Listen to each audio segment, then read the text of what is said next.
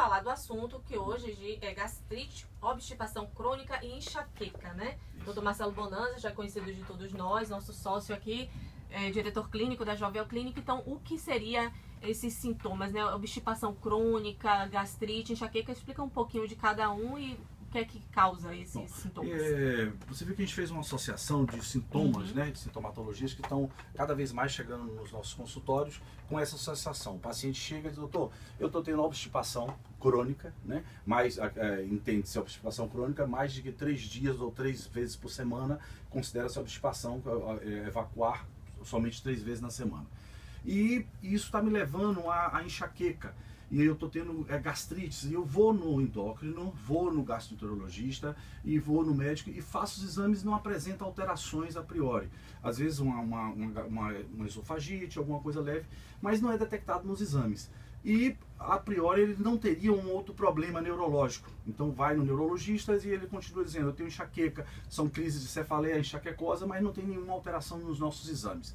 Então, esses pacientes já são pacientes que já rodaram por outros profissionais, já viram que não tem patologias associadas, nenhuma disfunção neurológica, não tem gastrite, não tem úlceras, não tem nenhum problema gastrointestinal, não tem doença diverticular, não tem nenhuma outra patologia que vá justificar uma obstipação, um intestino travado, um intestino obstipado. E a gente tem feito associações e as pesquisas científicas têm demonstrando que as intolerâncias alimentares têm favorecido a esses processos reacionais. Ou seja, o sistema MALT, o sistema das mucosas são interligadas. A mucosa da boca, a mucosa do esôfago, do intestino, do reto e tem permeio de interligação com o sistema neurovascular. Ou seja, a luz do endotélio, das artérias, das veias, seja ela periférica, seja elas cerebrais, tem um permeio de membranas que está interligado com esse sistema MALT. Então, esse sistema MALT linfocitário, que chama esse sistema de absorção das células acinosas, as células de absorção onde os alimentos entram, nos enterócitos, em todo esse processo, quando eles ocasionam um processo de reação de intolerância, cria uma reação chama de imunoglobulinas. É um IgG, que justamente o médico faz um IgE, o IgG, que são essas imunoglobulinas que vão dar uma reação de anticorpo antígeno. Ou seja, a microvelocidade intestinal das paredes, né? Lembra da buchada, quando você comia aquele bucho no interior? Aquelas microvelocidades, elas vão dar permeio de permeabilidade de abrir para os seus anticorpos falar para as proteínas do alimento, para chama as lectinas. Esse alimento é bom ou não, ele entra ou não entra no seu organismo. Quando isso acontece, ele dá uma situação de passagem, chama permeabilidade seletiva. E esse alimento vai ser processado, metabolizado, vai para o fígado, passa para a usina e vai para o corpo. Quando ele não entra, ele cria uma reação de aglutinização, ele cria o anticorpo, libera um antígeno. E aí esse alimento não é bem-vindo. Então esse alimento passa a ser uma situação, um ser estranho, um corpo estranho. E aí cria uma reação de aglutinação como se fosse uma cola no intestino, no estômago, e ele não consegue dar passagem de permeabilidade. Esse alimento não vai ser digerido, ele vai fermentar, vai fazer processos de gases, empachamento. O paciente fala, eu acabei de comer e estou empachado, estou cheio de gases. Então, vai causar um mal-estar, né? Um mal-estar. Então, nessas situações, o alimento ele não consegue descer, ele vai ficar ali preso, seja por um déficit de fibras ou de líquidos, não vem ao caso nessa situação. Mas esse alimento vai acabar fermentando. Daí sai de um pH 3, sobe para um pH 6 e ele vai causar refluxo, processos de reações que vão dar desde uma queimação, uma azia, uma rouquidão nas cordas vocais, até processos neuronais. Então o paciente começa a falar, poxa, eu estou alimentando, mas está me dando enxaqueca.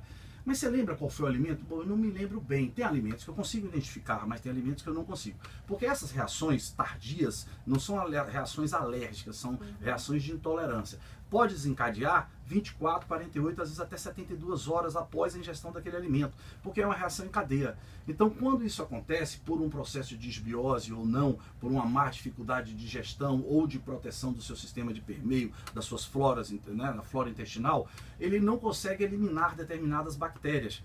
E aí pode proliferar cândida, clostridia, uma série de outras bactérias que vão deixar o seu intestino susceptível à entrada de outras macromoléculas. Um exemplo, os pacientes, você conhece os pacientes que têm intolerância ao glúten ou as reações alérgicas, o celíaco. Então, quando aquela fibra, aquela proteína no trigo, no glúten, na cevada ou em qualquer outra substância que tem glúten, ele não consegue digerir. Ele cria uma reação automaticamente de anticorpos e antígenos. Então, aquilo ali vai dar umas, vamos falar assim para o leigo entender, umas feridas, espaços no intestino, buracos negros, que vão dar passagem a outras macromoléculas sem fazer digestão. Então, associado ao glúten, um paciente que tem um exemplo, não consegue digerir a lactose, que é uma proteína do leite que humanos, 6% da população, não consegue digerir. Então, essas macromoléculas, vem uma proteína que chama caseína, elas entram direto por esses buracos negros e vão cair na corrente sanguínea. E isso pode afetar os canais de GABA, os canais de opioides do cérebro, canais de sensação de prazer, de alegria, canais da dor, os canais de GABA. E o paciente pode fazer uma encefalite ou uma leve alteração de microviscosidade do cérebro, ou bloquear a TPase, nível de energia. E essa alteração, por causa dessa caseína, pode levar a uma crise enxaquecosa. E ele não lembra o que foi que ele comeu que poderia estar gerando isso.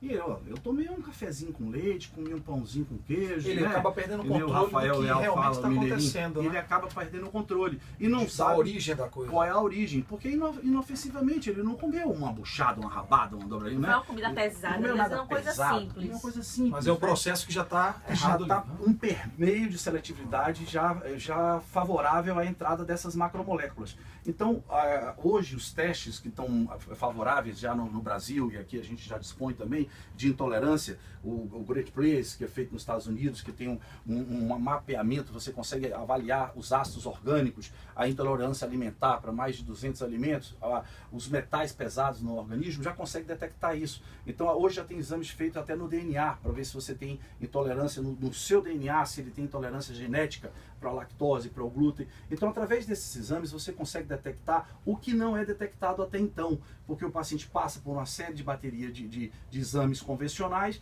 e, assim, a priori ele não tem gastrite, a priori ele não tem problema do intestino, não tem colite, não tem doença de Crohn, não tem doenças mais graves, mas ele sofre com aquele problema. E aí o paciente vem com essas crises enxaquecosas por intolerância alimentar.